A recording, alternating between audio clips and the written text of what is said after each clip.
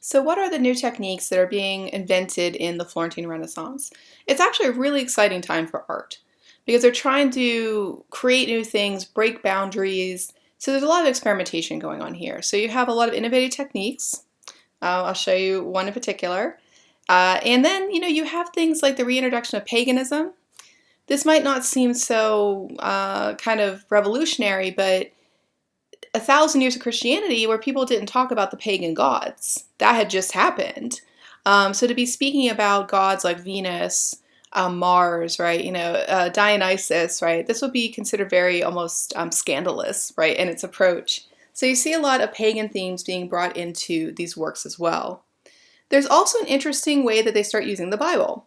Because again, 1,000 years of medieval art, right, was mainly centered around the church and telling the stories of the church. Now, what I find is the church is still around, but their power is a little bit different. It becomes a little bit more political in nature. Like, for instance, the Medici, they actually pay to buy a popeship to make one of theirs pope. So there's a little rot that's gotten in the church, right? And again, so much more political sort of animal now. And so what artists would often do is take Bible stories and use them for political means. And then finally, you have the reintroduction of nudity. Which again, you might be saying, well, why is this a big deal? Well, again, medieval art. They definitely did not show nude women, naked women. It just was not done. It was not considered moralistically proper to do that. So this is the first time in 1,000 years, right? You're seeing like naked ladies in paintings.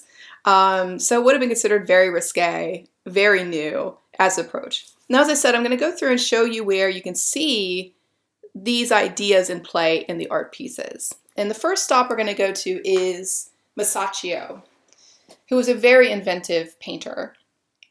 And here I'm showing you his piece called The Holy Trinity, which is after the Father, the Son, and the Holy Ghost. If you're looking at the painting, you'll notice that God is on top of the image. Right underneath him is the Holy Spirit, the dove. And then finally, there's Christ, right on the cross. So Father, Son, Holy Ghost, imaged in the piece. So the Holy Trinity. And what technique is being used here is one point or linear perspective. Before this, when painters painted, they didn't really have a way to show depth in a painting. And really, painting wasn't a very popular medium up until the Renaissance. Renaissance is when painting really exploded. So now you see painting all over the place. It's sort of odd to hear, oh, painting wasn't very popular, but sculpture was really the focus. In the first half of art history is really much more about sculpture. Very few paintings, really, for any reason. So when painters did paint, there wasn't a lot of technique to it, right?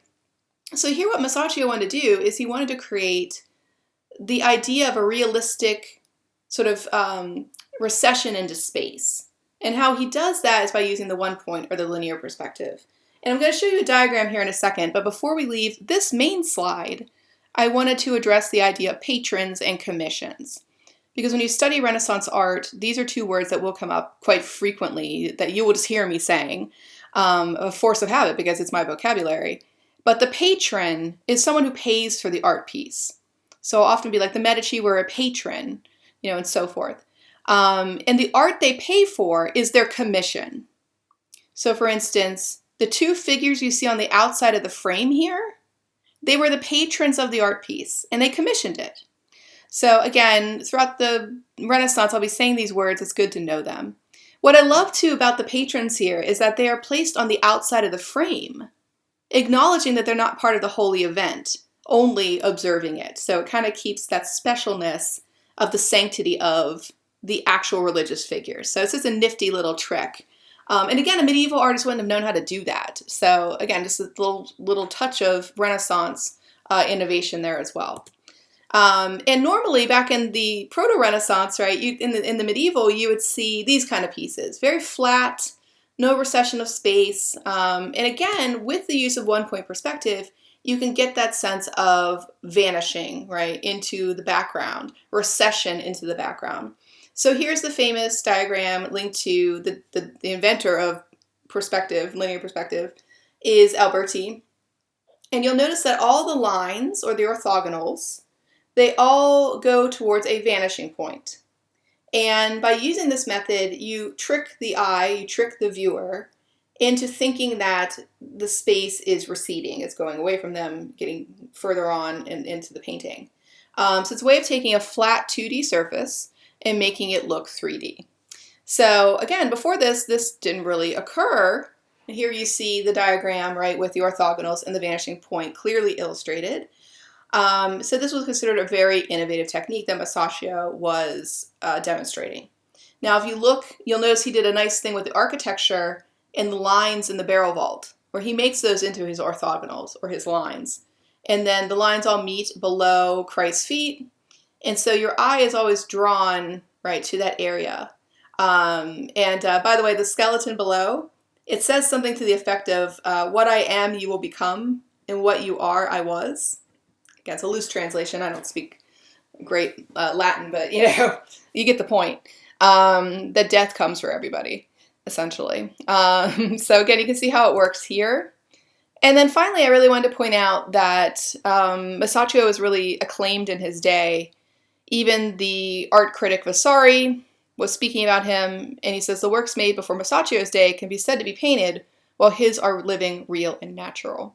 So this is, you know, Vasari's basically saying, thank God we've gotten back to naturalism and realism after all that medieval stuff that wasn't so good. So, and we'll talk more about Vasari when we get to our High Renaissance discussion, because there's a lot more to say about him in reference to art history.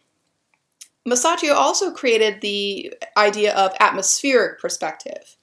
And often students will ask me, well, is there one point in this too? I'm like, yeah, but you can have both in the same art piece. But here what I'm trying to do is focus on the atmospheric. So I'm not going to really talk about the linear perspective in this piece. Atmospheric perspective is a way of creating depth by blurring the background. So if you're looking at the front of the piece, all the figures are crisp and clean, you know, very easy for us to make out the details of their clothing and such. And then as you go back in the background, you notice it gets this kind of misty, hazy look to it. So what Masaccio did is kind of blur the stuff in the background a little bit to give you the sense that you're receding into space, that there's a lot of land back there. And again, this is called atmospheric perspective. So it's another little trick that Masaccio does, right, to create a more innovative technique, shall we say, for creating art. I also want to talk to you about Botticelli, but I will save that for the next lecture.